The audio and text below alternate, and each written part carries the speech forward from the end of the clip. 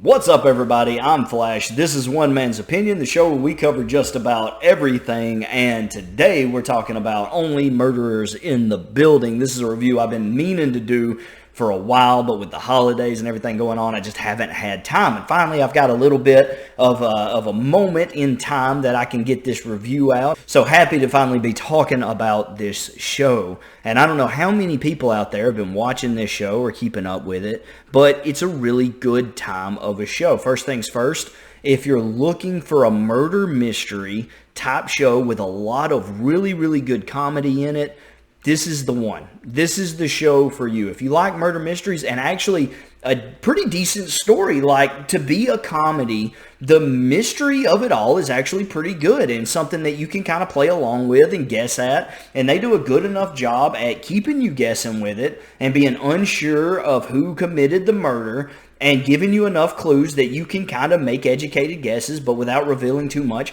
Like, the show does really, really good with that, but also brings a lot of really good comedy. And what I like about the comedy, though in the second season, I feel like they dipped into it a little bit more. I was afraid going in that I was going to have a lot of like political comedy where they try to get off, certain ideals or certain agendas. I'm so tired of that sort of comedy. I think a lot of people really are, but thankfully you get very little of it. There is a little bit. There are times where I rolled my eyes and I'm like, okay, clearly they're trying to push certain thoughts or certain ideals here in this instance, but typically they don't last, they don't linger, and it's not what the show is built off of. Most of the humor is really, really good, just smartly written, good comedy, and that goes to show you what guys who have been doing it for a long time, like Steve Martin and Martin Short, can do. And then you bring along Selena Gomez, who I think is absolutely phenomenal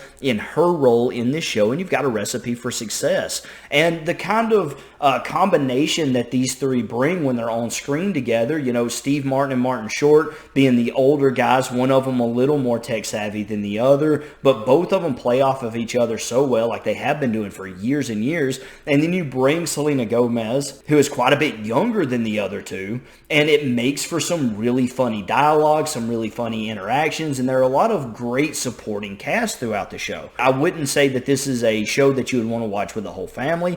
A lot of the humor is a little bit more adult. There are a lot of more adult themes throughout. So I wouldn't say that this is a family show, but certainly from, teenage up, I think it's right in the wheelhouse for just about everybody. And, I didn't know what to expect going into it. I thought it was a show that had a lot of potential looking at it and knowing what it was about. I thought, okay, this could be good, but I'm very skeptical of comedies. I'm very skeptical of a lot of TV shows and movies in general right now. So many TV shows and movies right now are trying to push some ideology, whether it's one way or the other. I don't care. I'm sick of it. And I want movies and shows made to tell a story rather than to push some political ideology, whatever it is. I don't even care what it is. I just don't want to hear it anymore. The humor is overdone. It's played out. And so I'm so happy that this show, 90% of the time, focuses more on the story and not so much on something like that, which is, something I couldn't praise enough, because there is a lot of creativity in this show. There are a lot of good original ideas in the show. I like that it centers around a podcast, and because that's something that's so big right now, and so it makes sense. And the writers do an excellent job, be it for the comedy or for the show in general. Now, I do say that season 2 takes a little bit more of a turn into that, and that makes me cautious about season 3, because I'm afraid that the show's going to continue to kind of shift more into that realm. If it does, I'll be the first one to tell you that'll be the end of it for me. I'll happily take my 2 seasons that I got and walk away satisfied and quit watching the rest. But for now, I'm very, very hopeful, because Steve Martin and Martin Short are both kind of old school guys. They know how to write comedy. They know how to perform comedy. And Selena Gomez, again, is phenomenal in her role. I think she's very, very funny funny. She's very good at delivering dry humor and plays off the other two super well. So the cast is magnificent. The writing is magnificent. If you love sort of mystery TV shows, mystery movies, if you like good comedy, it's really the perfect balance of all these things. I highly recommend that you check out Only Murders in the Building if you think that that's sort of your vein, if that sounds like something that you're interested in. Personally, I don't think the show's perfect. There are moments that I'm not crazy about, but overall, it's a positive experience, and I would recommend it to someone who are interested in those type of genres. I'm giving Only Murders in the Building. I'm not going to do it season for season. I'm just going to give it a so far. The rating for Only Murders in the Building, I would give it, as it stands right now, an 86 overall out of 100. All right. Have you seen Only Murders in the Building? Let me know in the comments below. This is kind of a shorter review. I'm trying to dial back on my time on my reviews a little bit more, hoping to make things a little bit more concise. There is kind of a 10-minute mark that you want to hit on YouTube that I've been trying to hit. But at this point, I have a little bit of an audience for my reviews. It's not as big as the reactions, but I have that audience and I have the people that I think are going to show up for the reviews. And so I think now is the time that I can start cutting them back, and maybe I'll get more clicks if people aren't so, worried about, oh, this is a 12-minute review. I don't really want to sit there for that long. So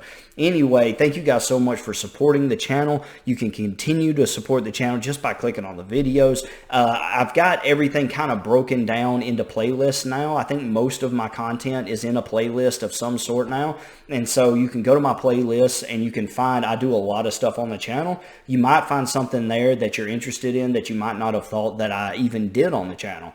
And so you can go check out my playlist. That's a great way to support the channel, is clicking on videos and just hitting those thumbs ups and commenting and that sort of thing. I love the discussion. So thank you guys for all those interactions. If you want to further support the channel, you can always join the channel, join the Patreon, or hit me up for a one-time donation in the Cash App. That's unbelievably appreciated. Every little thing that you do for the channel, I'm super grateful for. So thank you guys. Have a Merry Christmas. Thank you guys so much for stopping by.